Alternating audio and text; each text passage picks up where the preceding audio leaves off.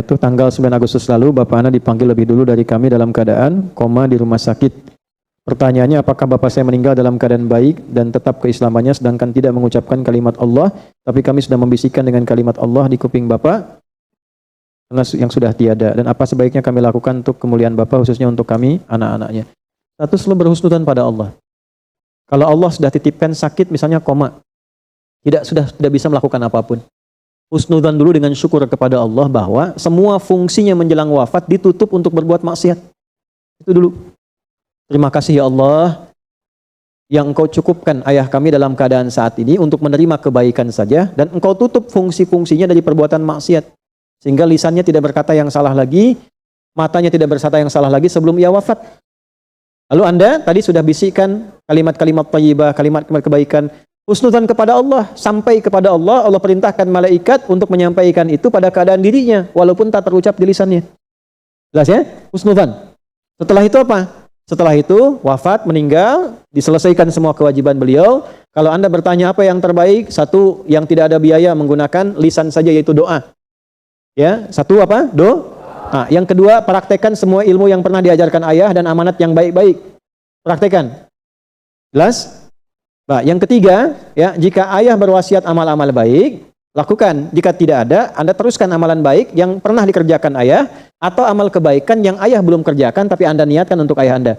Tiga-tiganya terkumpul dalam satu hadis, 9 lafaz di hadis Muslim. Idza mata al-insanu. Idza mata al-insanu. Riwayat kedua, idza mata al-abdu. Kemudian diterjemahkan dalam tafsir hadisnya, idza mata ibnu Adam. Ini yang populer tafsir hadisnya. Redaksinya, idza mata al-insan, idza mata al-abdu. Jika manusia yang sibuk itu wafat, meninggal, inqata'a sa'iru amali, maka semua amalnya selesai. Semua pahalanya pun selesai. Illa min thalathatin, kecuali 3 hal saja yang pahalanya masih mengalir. Satu apa? Waladin solihin yad'u, anak soleh yang mendoakannya. Maka jadilah anak-anak yang soleh, jangan putus doa. Setiap selesai sholat minimal berdoa. 2, sedekatin ya, amal baik yang mengalir pahalanya.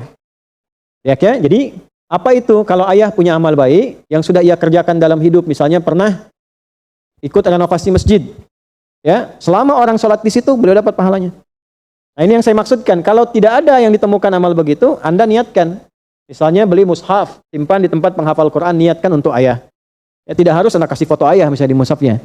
Ya, tidak harus demikian. Cukup Anda niatkan. Ya, kemudian dengan izin Allah, ya, harapkan cahayanya, kebaikannya sampai kepada beliau.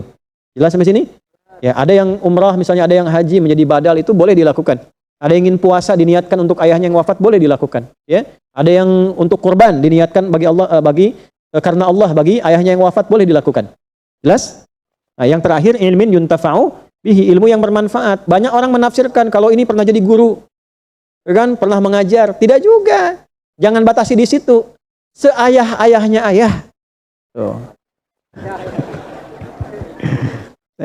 Saya akan selalu kangen dengan suara ibu itu. Nah, itu. Seayah-ayahnya ayah sudah pasti punya ilmu ayah yang mengajarkan anak ayah itu menjadi baik dalam hidup. Oh, tangkap tuh. Seayah-ayahnya ayah sudah pasti memiliki ilmu ayah untuk mengajarkan anak ayah itu menjadi baik dalam hidup. Ayah pernah minta Anda sholat. Sholat, nah, pernah? Pernah diajarkan jujur, pernah? Pernah diajarkan baik, pernah? Pernah diajarkan jangan berkata kasar, pernah? Ketika Anda praktekkan itu, diniatkan kepada Allah untuk ayah Anda, seketika pahala mengalir untuk ayah. Gitu. Makanya saya sering katakan gini, kalau bisa anak-anak bapak ibu, anak saya, anak kita, usahakan ngaji pertamanya dari orang tuanya. Minimal Fatihahnya. Sehingga ketika meninggal anak itu baca Fatihah, setiap baca dalam sholat, itu jadi cahaya di alam kubur untuk ayah andanya. Usahakan. Usahakan pernah di lisan kita itu membimbing anak. Nah, itulah ilmin yuntafa'u bihi.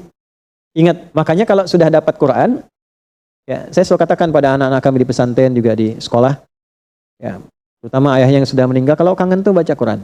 Atau sehari kalau ada nggak sholat tuh ingat, nggak jadi cahaya buat orang tua. Nah, itu yang membuat kita semakin rajin meningkatkan ibadah itu ya. Insya Allah, insya Allah.